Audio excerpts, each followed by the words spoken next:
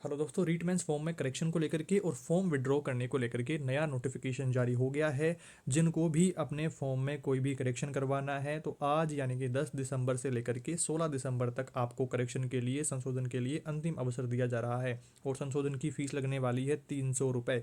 किस किस को किस किस गलती के लिए संशोधन करवाना आवश्यक रहेगा, कौन सी गलतियां हैं जिनके लिए संशोधन की ज़रूरत नहीं है, इस वीडियो में उनको भी समझने वाले हैं। तो ध्यान से सारी बातों को समझें। और जिनको अपना फॉर्म किसी कारणवश विड्रॉ करना है, परीक्षा देने नहीं पहुंच पाएंगे या आपकी शैक्षणिक योग्यता पूरी नहीं हुई है, देन आपको 18 दिसंबर से 20 दिसंबर के बीच 3 दिन का ये समय मिलने वाला है आपके फॉर्म को विड्रॉ करने के लिए।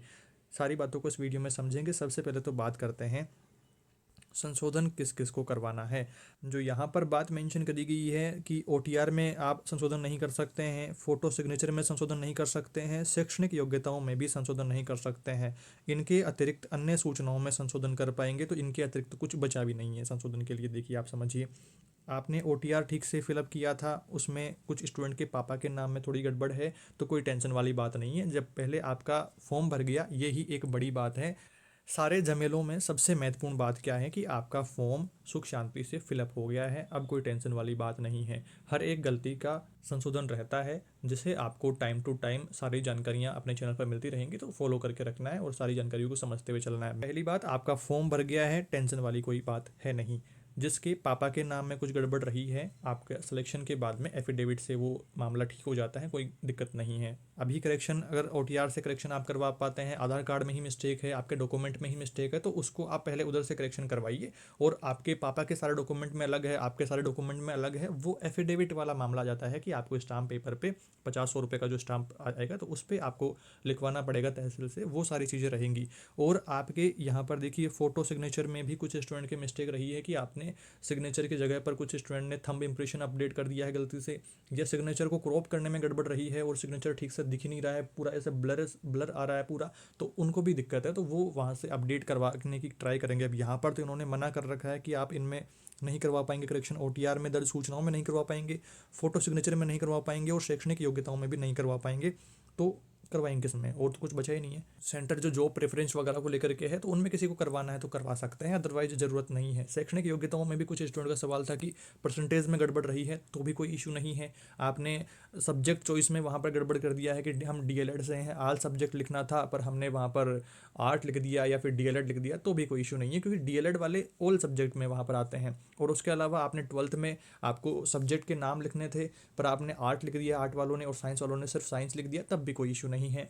आपके परसेंटेज में कुछ छोटी मोटी गड़बड़ रही है, तब भी कोई इशू नहीं है। रोल नंबर आपने ठीक से भरे होने चाहिए। और कुछ साथियों का सवाल था कि हमने अपनी ऑनलाइन वाली मार्कशीट अपडेट करी है, ओरिजिनल मार्कशीट हमारे पास में नहीं थी तो हमने ऑनलाइन वाली पीडीएफ बना करके वो अपडेट कर दी है, तो उसमें भी कोई इशू नहीं है। अभी जो जिनका कोर्स पूरा हुआ डीएलएड सेकेंड ईयर वालों का, तो उन्होंने भी अभी ऑनलाइन वाली ही अपडेट करी है, क्योंकि ओरिजिनल तो उनकी आई नहीं है, तो कोई भी इशू नहीं है आपके ऑनलाइन मार्कशीट में भी। कुछ स्टूडेंट के डिप्लोमा या डिग्री की जगह पर उन्होंने रीट के सर्टिफिकेट को अपडेट कर दिया है, तो थोड़ा इशू है कि उसको थोड़ा सा अपडेट करवा लेंगे अगर हो जा रहा है तो। अगर नहीं हो रहा है तब भी कोई इशू नहीं है। आपको समझना है कि पहली और ज़रूरी बात कि आपका फॉर्म फिलअप हो गया है, टेंशन वाली कोई बात नहीं है। सारे जो काम है उनका संशोधन रहेगा। फॉर्म फिलअप हो गया, पहला काम ये था महत्वपूर्ण।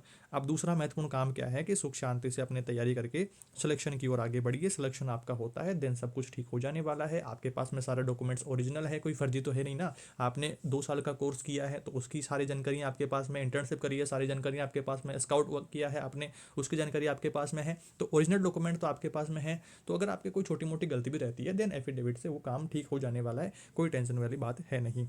ये क्लियर रहा। अब यहाँ पर इन्होंने इसके अतिरिक्त के लिए कहा है, शैक्षणिक योग्यता में भी नहीं कर सकते, फोटो सिग्नेचर में भी नहीं कर सकते, और आपने ओटीआर वाले में भी नहीं कर सकते, तो फिर कर किस में सकते हैं? तो ये थोड़ा मामला है, एक बार आप चेकआउट कर लेंगे, कोई ज़्यादा गड़बड़ रही है देन आप करेक्शन करवा सकते हैं। बाकी कोई टेंशन वाली बात नहीं है। हो जाता है करेक्शन तो बढ़िया है, नहीं होता है तो भी कोई टेंशन वाली बात नहीं है। उसके अलावा जिनको फॉर्म अपना विड्रॉ करना है, तो 18 से 20 के बीच 3 दिन का, 18, 19, 20 3 दिन का टाइम आपको मिलने वाला है। फॉर्म विड्रॉ कर सकते हैं जिनकी शैक्षणिक योग्यता पूरी नहीं हुई है, कोर्स पूरा नहीं हुआ है, और या फिर आप एग्ज़ाम देने नहीं पहुंच पाएंगे। अब जिनका शैक्षणिक जो योग्यता है कि हमारा तो बैक पेपर रह गया है, तो हम क्या विड्रॉ करें या क्या करें, ये बड़ा डाउट बना हुआ है, या हमारा कोर्स पूरा नहीं हुआ है, हम तो सिर्फ एग्ज़ाम देखने के लिए ही फॉर्म भरे थे। तो आप एग्ज़ाम तक जाएंगे तो वहाँ पर कोई इशू नहीं है। पर आप अगर कल को सिलेक्ट होकर के ये क्लेम करें कि मुझे ज्वाइनिंग दीजिए, मुझे नौकरी दीजिए, तो आपके ऊपर कार्रवाई करी जाएगी, क्योंकि फॉर्म की जो विज्ञप्ति है उसमें क्लियरली मेंशन किया हुआ है कि परीक्षा फॉर्म की अंतिम तिथि से पहले आपका कोर्स पूरा होना चाहिए। ये बात क्लियर कर लेनी है कि सिर्फ एग्जाम तक जाने में कोई गड़बड़, कोई परेशानी आपको नहीं होने वाली है। देन अगर आप उसके अलावा कोई काम है आपको, कि आप 17 से 21 जनवरी के बीच जो परीक्षा होने वाली है तो उसमें आप नहीं पहुंच पाएंगे या कोई गड़बड़ है, तो आप अपना फॉर्म विड्रॉ कर सकते हैं 18 से बीच, ये 3 दिन का समय ये रहेगा। बाकी इस नोटिफिकेशन में ऐसा कोई जानकारी मुझे लग नहीं रही है आपके काम की, तो आप इसे और पढ़ लेंगे। मैं टेलीग्राम पर इसको भी शेयर कर दूंगा, अपना टेलीग्राम से चैनल भी ज्वाइन कर लेंगे, लोक स्टडीज नाम से, डिस्क्रिप्शन में लिंक आपको मिल जाने वाला है। और कोई ऐसे आपके सवाल रहते हैं कमेंट्स में बताएंगे। अब देखिए, पीछे भी एक वीडियो हमने किया था संशोधन को लेकर के, उसमें भी मैंने आपको बताया था कि कोई भी टेंशन लेने वाली बात नहीं है, आपका फॉर्म भर गया यही एक बड़ी बात है। पर फिर भी काफ़ी सारे अलग अलग सवाल रहे हैं, सबका जवाब दे पाना कमेंट्स में पॉसिबल नहीं हो पाता है। तो ये एक वीडियो जो नया नोटिफिकेशन को लेकर के आया था, इसमें भी मैंने सारी बातें आपको ठीक से समझा दी है।